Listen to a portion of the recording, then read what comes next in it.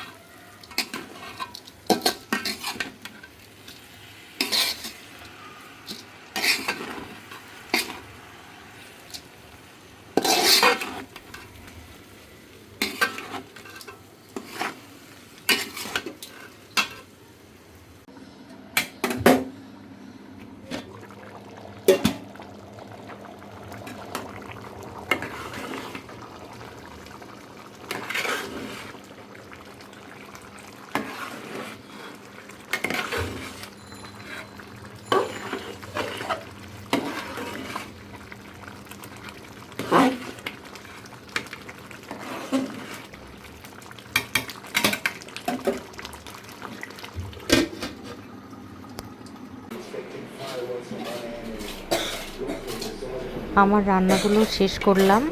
এই তো খিচুড়ি হয়েছে, ওইদিকে মুরগিটাও হয়েছে, দেখতে তো খুবই সুন্দর লাগছে।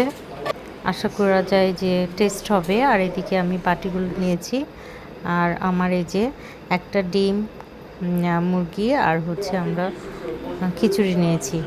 কয়েকজন বাচ্চাদেরকে খাওয়াবো আজকে। তো আপনারা সবাই দোয়া করবেন আমাদের জন্য। আল্লাহ হাফিজ সবাইকে।